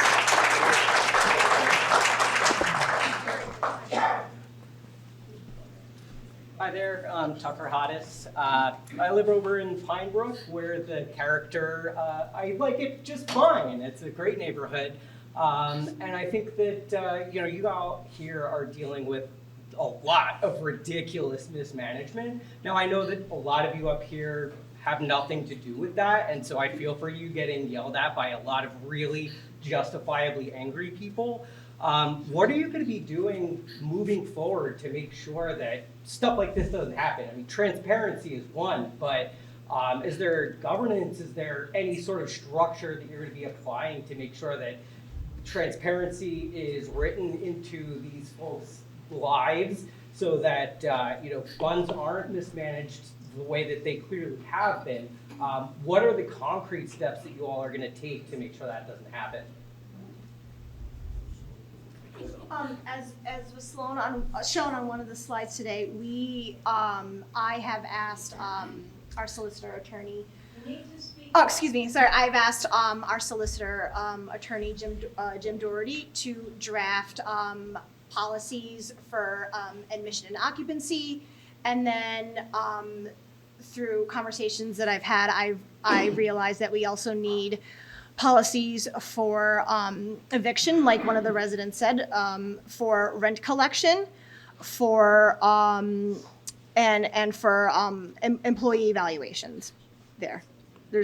Yes. And you also mentioned a waiting list that went back to 2008. Is that for real? Like, people have been waiting since 2008? There's a list of applications. There's no technical waiting list. So how did people get chosen to be? Who knows? Sorry? Who knows? What was the answer? Oh, you're not on. I'm sorry. From the board. There's no set policy on that either, sir. There's no. There's no policies whatsoever that govern Park Gardens in any sort of manner, and for instance, like for our other two programs that are federally funded, the application for each is 14 pages. The application for Park Gardens is 1 page.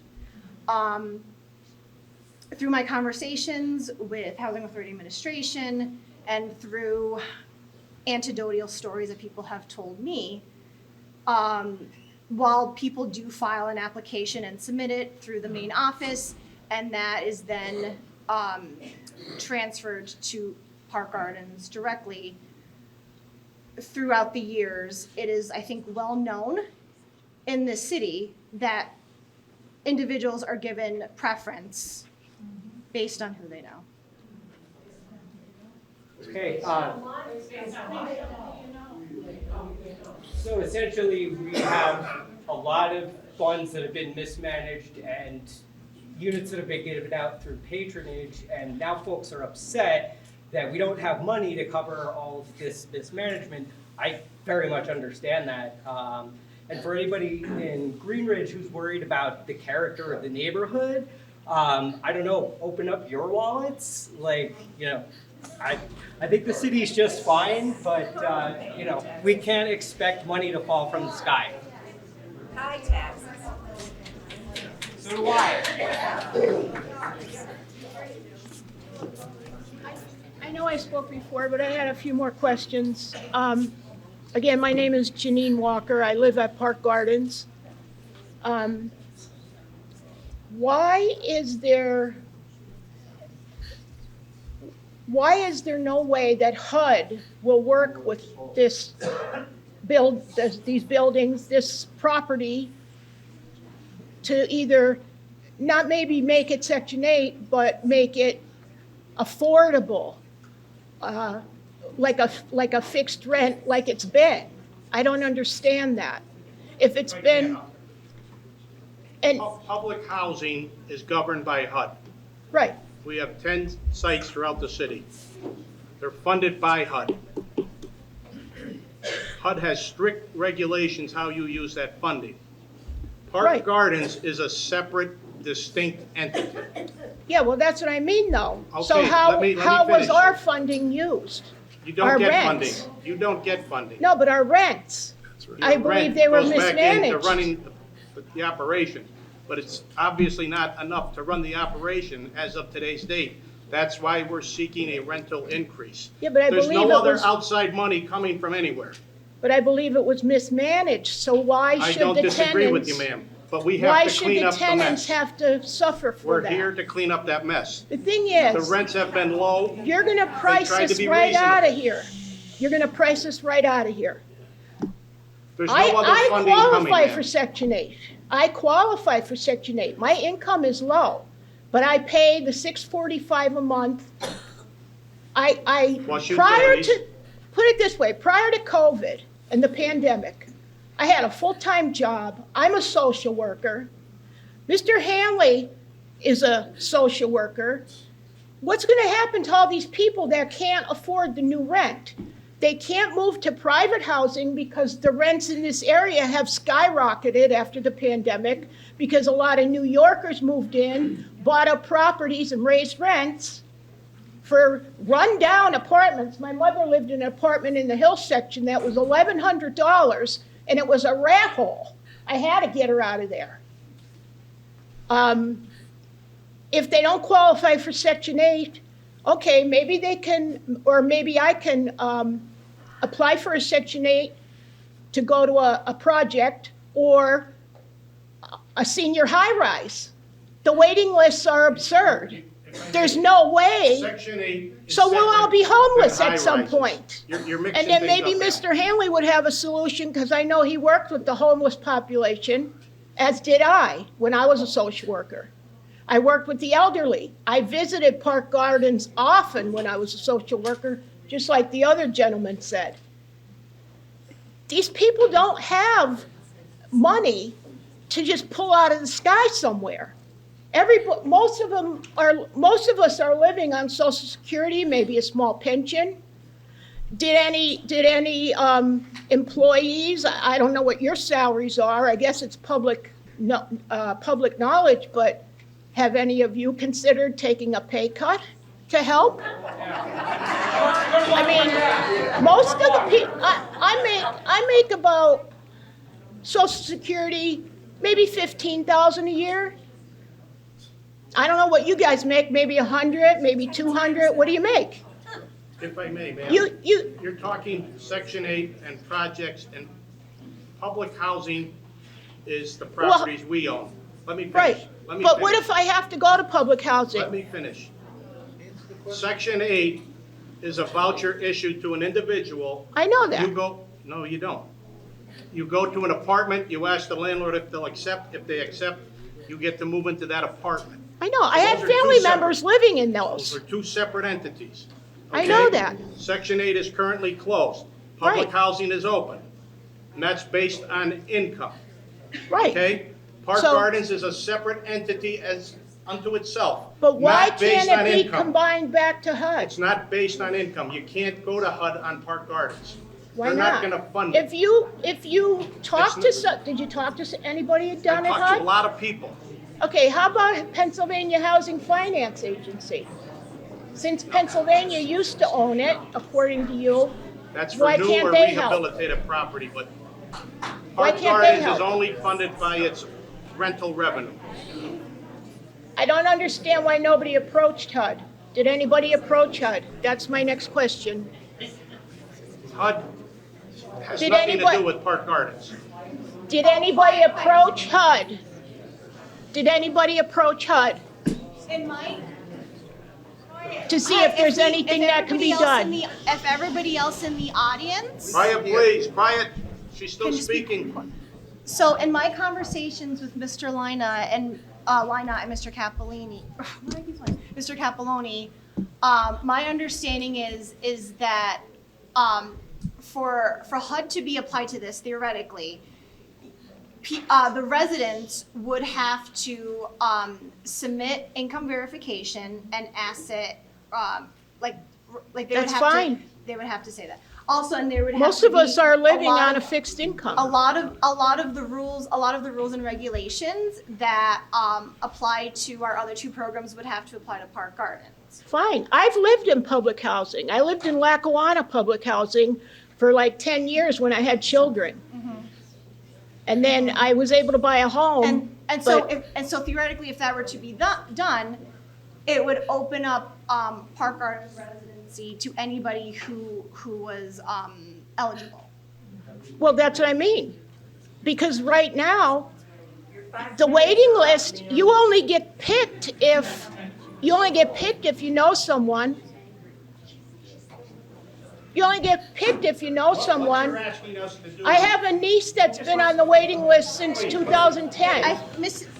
You're at 5. Convert it into low-income housing. Yeah. We can't do that. Why?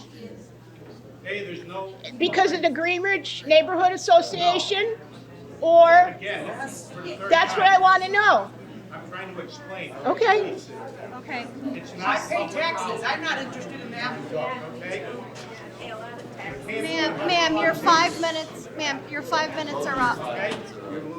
No. Ma'am, Because your I 5 want to minutes know are if somebody approached HUD. up. Ma'am. So no one approached HUD. Well, maybe Okay. I'll Sit approach. down, Okay. You're losing the meeting. All right, next Order the person. meeting. Next person in line. Give me a minute, okay? Hi, please state your name. I will when it calms down, okay? Thank you. Quiet down, please. So everybody can be heard. Quiet, please. The man's gonna speak. Good evening. My name is Mike Mancini. I'm from Scranton. I sat here attentively and I listened to a lot of residents in Park Gardens, Greenridge, and Scranton in general. So with that being said, there's a lot of people here that live paycheck to paycheck. You had mentioned that there's a CD that's set aside for Park Gardens. How much is in that account? It's not set aside for Park Gardens. There's a You CD. said that before. I didn't say that. We Is have there a CD CD. specific to Park Gardens? No. It's a separate, it's non-federal money we won in a lawsuit. It's sitting in the bank accumulating money, but it was awarded for a public housing misuse of the annual contribution contract. I don't want to get into length, but we received that money in a settlement from a lawsuit and put it in a CD. It has nothing to do with Park Gardens. So it's an asset, correct? It is an asset. Okay, well, the asset are the people that have been paying the rents for several years, many of them living there 15, 20 years, living paycheck to paycheck. When they barely get by, where do they take it from? Their savings or their checking account. Why don't you do the same thing with these funds that are available to you? Also take a look at the debts that you're actually carrying. You mentioned that you have one from 1998. In my opinion, is that 1998? If I could just speak on that for 1 second. There was a series of loans and refinancing Right. agreements What- over the years. How old is the oldest The loan? 98 was paid off in 07. Okay. How 07. old is the oldest loan? 21, I believe. So everything's been refinanced since then? 21. And how long has this debt been carried, this 348,000 and change? The debt, John could speak better than me, but it's been going on for decades, but from 98 is what I was able to track it to coming forward. But it's been paid off and refinanced over the years. So this was recently paid off in 2021? So this has recently been paid off in 2021, correct? No. So this, how long is this debt, how long is this debt incurred for, this 348,000? The current debt is from 21, and it goes to 35, I think? No, I'm talking about the 33. 348,000 you're short there, putting the the- burden on the renters. That's what we're here for. That's for everything, it's just not the loans. That's not on the loan, that's included, but that's on the property. I understand that. The question is simple. You have this 348,000 you're short. You're short for a reason. What caused that? It wasn't the $24,000 a year for the mail list or whatever it is that nobody actually received, and that's your only way of saving face and expense is to actually do that. My suggestion to you is, since you have that debt, take the debt, refinance it into the loans again. And let me ask you, what is the current credit rating for the Scranton Housing Authority? I think it's AAA. AAA? Is it AAA? He thinks So we so. shouldn't have a problem getting the best available rates. Take the debt, force it out. Debt is good as long as it's manageable and payable. Is All that right. with the rent But increase, sir? what you're actually doing is you're putting the burden on the people, when the burden should be on the party that caused the debt by mismanaging it. Okay. And all you've actually been able to explain was that you had $24,000 you're paying out on a yearly basis. Okay. Why don't you table this for a month? Go over, take a look at some of these units. Go down into the basements and take a look at the mold. Have any of you actually gone out and taken a look at each of these properties? I've been to, so I have friends who live at Park Gardens, and I have been to. So have you been in the basement? I was shown photos of the basement last month. Okay, and have you done anything to actually address that? I've had conversations with the administration about what we need to do moving forward to address these issues. Well, why don't you determine what the expenses are We know it. for all of this? Determine what actually needs to be corrected, because their issues are not being addressed on several levels from what I've sat back and listened to tonight. Okay, take a look. I want each one of you to go into these units and see what they need. Get a cost, get a true snapshot, refinance everything, and then put the burden on the people a couple years from now. Expand it out as far as you can. That way, 5 years from now, the rates will drop even further. Then you can refinance it then, and then put the burden on people 5 years from now. You shouldn't have to do it now. Granted, COVID hurt a lot of things, okay? A lot of people are on fixed incomes. They're getting an adjustment. But what you're doing is you're taking more money out of their pocket. It's not fair to them because you guys mismanage their rents. Good night.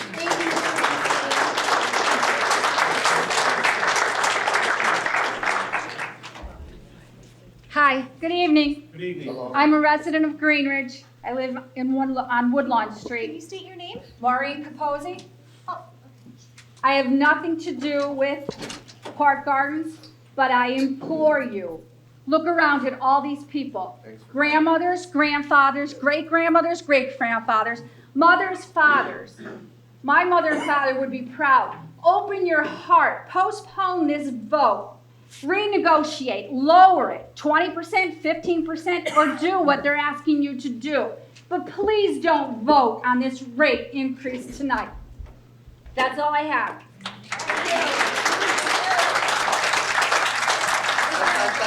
Is there anybody who would like to speak? First of all, people who haven't spoken yet. Is there anybody who would like to speak who hasn't spoken yet?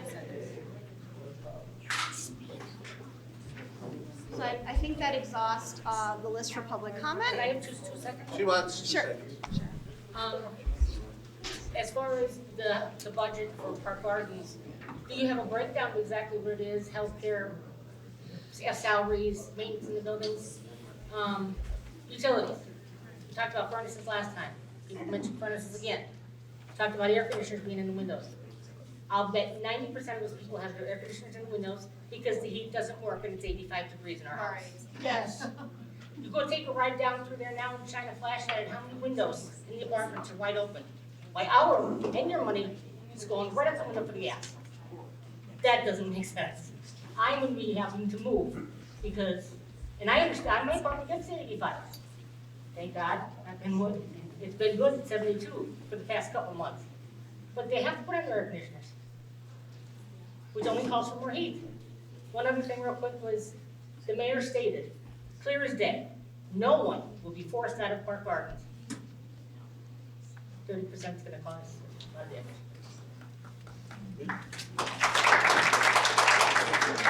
Sure, can I have 1 minute, please? 1 minute. Sure, Very Mr. simple. Gilhooly. Speaking to the mayor, and that's one of the reasons, I did ask the authority for a census of the elderly population in Park Garden before the mayor even brought it up. And they weren't able to give that to me. But the idea of having an elderly community and then grants becoming available in the future for both, for senior living, as the younger families move out, we can start to fill that with elderly people that need housing. That's the only thing that I really wanted to suggest, because once it becomes a totally elderly community, then grants are definitely available from both the state and the federal government to try to help us alleviate the debt service.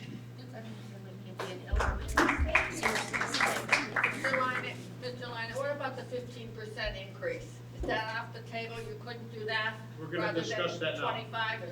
We're gonna discuss that. Okay. So, Mr. Lina and Mr. Miss, Cup. can I address? Oh, I didn't see you there. Jack Pauley, I live in Park Gardens. Watch the wires. The, Watch the wires, Jack. the one thing that I see that might be a little unfair, and I'll kind of simplify this. The water bill. Now, you have one person, I'm a single person.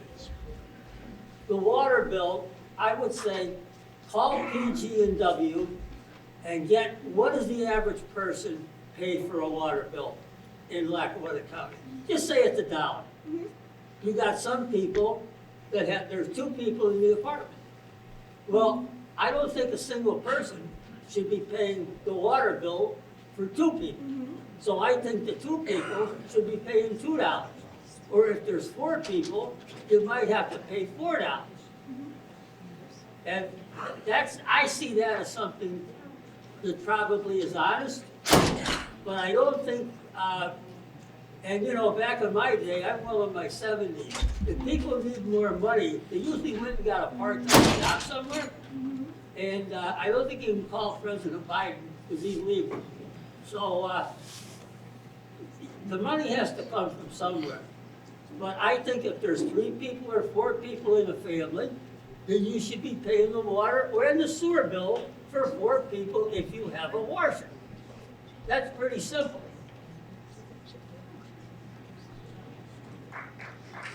Thank you, sir. That's just something that I see that's pretty obvious. And I mean, everything else, they can't do anything with. I'm not talking about the heat, but if you're using excess water, you're going to pay for it. And I think if they don't, what I'm saying is you don't need to get meters, as Mr. Lyden said at the last meeting, it will cost a lot of money. You don't need that. You get the average bill from PG&W. Or good luck trying to get the electric company on the phone. But I think if it's $1 for one person and there's 2 people in the apartment, it should be $2 at a night. I think that's as fair as you can get. I don't know how else you can break it down. I really don't. But if you're younger, I suggest you try to get a part-time job if you want to live here. I don't know what else to say. All right, thank you. sir. Watch your step. Thank you. Thank you. Good man.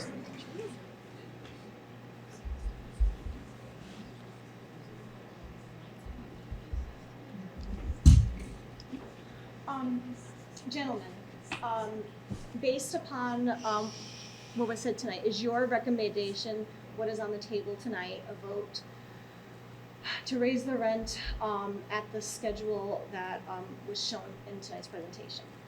Yes, we need a motion on the vote to increase the rent at Park Gardens.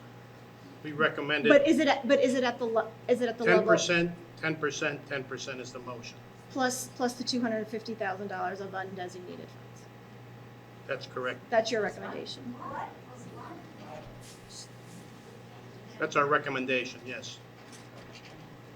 So the 50% is off the table, correct? The motion on the table was never 15%. So He just said we were just gonna discuss that, one of the residents just asked. Is there a motion?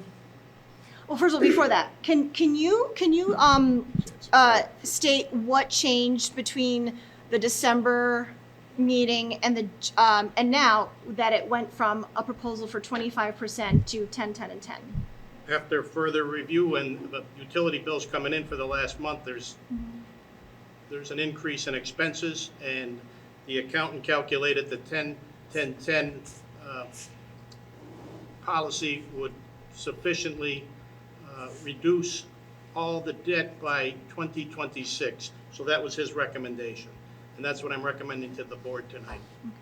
So so the first review was, the numbers were looked at, and it was 25%, and then once we had the meeting in December, the numbers were delved deeper. 25% was the proposal for December 1st, but we've already lost 2 months on that, so you're losing revenue as we speak.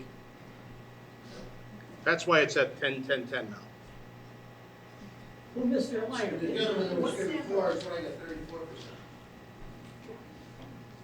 Mr. Lyon, what happened to those people? There's a motion. Is there a motion or is there not?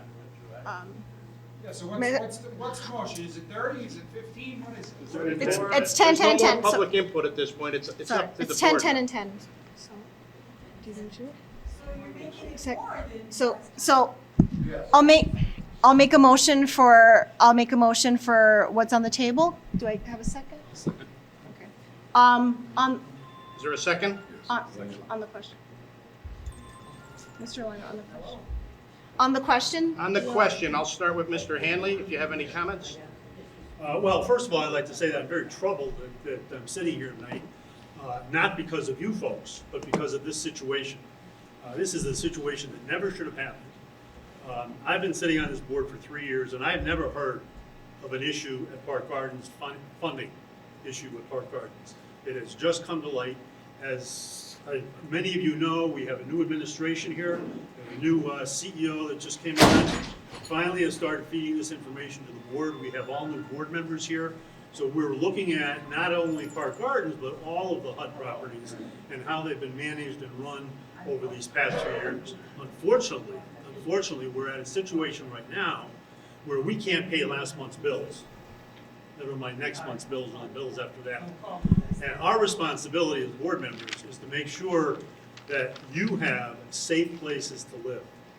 And I hear people talking about this wasn't done, that wasn't done, this wasn't done. Well, I'm sitting here thinking, yeah, it probably wasn't done because there's no money and nobody was telling the board and nobody was addressing it. So systemically, it was an issue with the Housing Authority that has brought us here today in this very unfortunate and uncomfortable situation. Yeah, and I got on the board in October. This is only the second meeting that's recorded for the public. So we are committed to transparency moving forward. As Mike has said, we're all coming into this and having to deal with the situation that we have in hand, which is that there's not enough money coming in to pay the costs of the complex. And one of the things that I've heard is that many of you are financially struggling, and I hear that, and I'm in the community work that I do. I work with a lot of vulnerable communities, and I understand what's being said here. The specific nature of Park Gardens is that it doesn't have any state funding or federal funding because there is no income verification requirements. And so without those kinds of processes, we can't get state funding and we can't get federal funding. So the only funding we have to manage the budget is through the rents that you pay. And we did, we looked into these things, we contacted the various private foundations, and there is no assistance that can come into this because there's no income verification process in place right now. I am concerned about the management or mismanagement of the past, of the loans that are outstanding and why they have accrued to such an extent. That's certainly a concern that I have. I want to see us be able to analyze the audits that come in. All of these things are things that we can do moving forward. And the rents, I also want to be clear. I know, many of us know people who are looking for apartments in Scranton. Even though these increases are, of course, no one ever wants to pay 25%, 30% more. But $600 for a one-bedroom apartment is 35% below the fair market rate in Scranton. It's 25% below the housing choice voucher price. So the reality is that these rents have been too low when the complex is not managed with income verification requirements. So we have a mismatch. This is an elderly population. These are retired folks. I understand that, but we don't have an income verification process for Park Gardens. It's not a public housing project. It's different than our other properties. So we're having to manage it in this way and try to balance the budget simply through the rents. And I also hear, and certainly have taken notes on all the things you've raised about things that need to be looked into. Even with this increase, we're still going to be in the red. We're going to have to pull this one time, and we still don't have the money we want to do to make improvements. You absolutely should get improvements for living in a complex. I drive by Park Gardens. It looks like a place that I think has been a wonderful community, and so we want to stabilize it and have it be a place that can continue to serve the community in the city. And we certainly want to be looking into and doing a holistic look at Park Gardens, evaluating and getting expertise to help us in doing that, and also the entire Scranton Housing Authority, again, because we're coming in as an almost entirely new board. When you're renting apartments, when the city is renting apartments to anybody in the neighborhood, they do something to the apartments to make you pay that kind of rent. There's improvements before you move in, let alone once you're there 20 years and they don't do anything. So there's a reason why those rents are so high. Park Gardens doesn't do that. So here's another question. One other question. The public comment is over. Okay, I guess. Yeah, we can't I'm keep taking. How long is it going to take you out of this deficit in order to make improvements? That's what I want to know. So I think a motion is in flux. So I think if you'd like to send more comments, more questions, please go on our website, look our emails, and I will gladly, my colleagues and I will gladly answer on our emails. Megan, on the question, anything? No, we just really want to do what's best for the Scranton Housing Authority, and we want to be partners for you. It's very emotional to see, all of you struggling, but we do have a responsibility to, make this housing authority solvent, and, we really can't go back right now. It's like we said, we are a new board. I just joined in November. We're going to do our absolute best to partner with you, and I think, us being able to infuse that one-time payment to get you guys, where you need to be. And then with this mild increase, it's definitely going to hurt. We understand that, but we have to do what's right for everyone involved. It's not an easy position to be in, as you can understand. Thank you. On the question, Okay. First of all, I'd like to thank everybody who is here tonight, especially the ones who, it's almost 7 o'clock and you're still here and you're listening attentively. I so appreciate it. The motion on the table tonight is one which weighs heavy on me. I know and love many of the residents of Park Gardens. They are my friends, my acquaintances, and the loved ones of those I hold dear.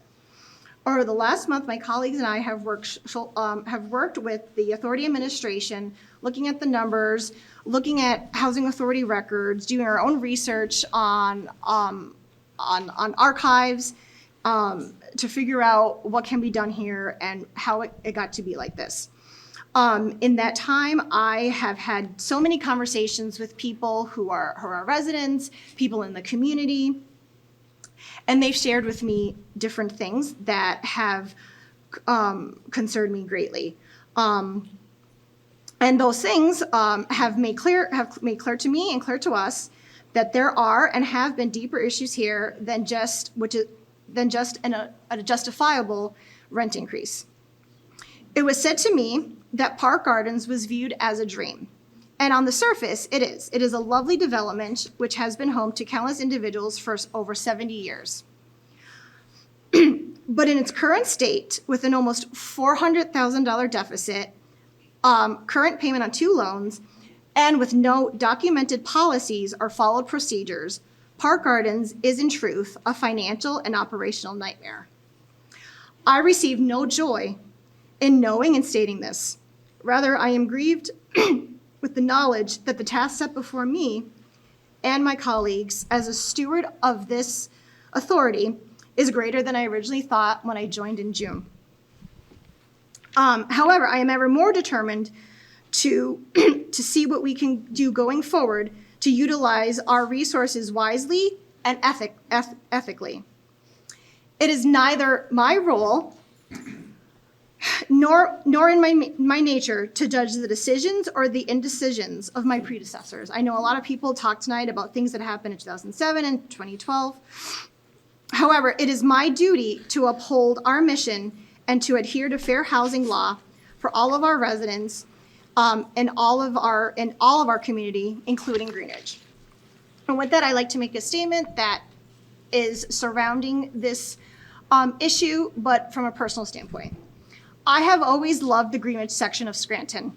From the time that I was a little girl growing up in Dunmore, attending the Assembly of God Church on Greenwich Street, to when I specifically moved here 14 years ago because of its proximity to my chosen school, Marywood University, I have always admired this community for its charming, elegant beauty, its rich history of community service, and its deep commitment to advocacy and philanthropy.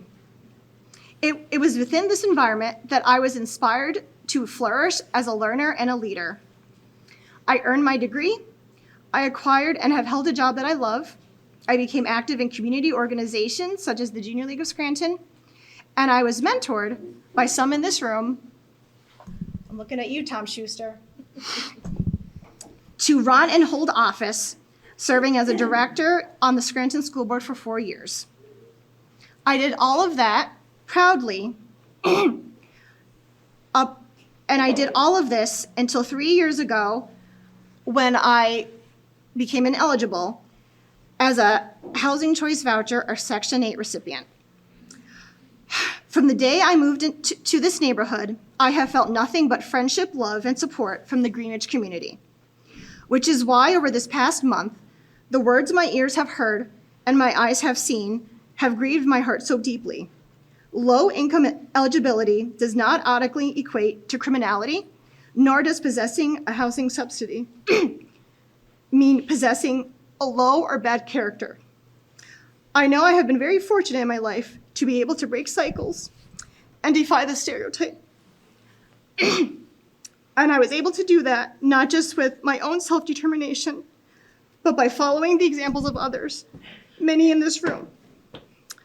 So my plea tonight is for you to continue to inspire others with your life, with your example, and with your words, as you have inspired me. And so with that, I close. Thank you, Mr. Cruz, for those very touching words. On the motion to raise the rent at Park Gardens February 1st, 10%, on May 1st, an additional 10%, and on July 1st, an additional 10% on that. May I have a vote? Mr. Hanley? Yes. Ms. Cohen? Yes. Ms. Alpert? Yes. Ms. Cruz? Yes. Thank you. Move to adjourn. Motion to adjourn. Thank you.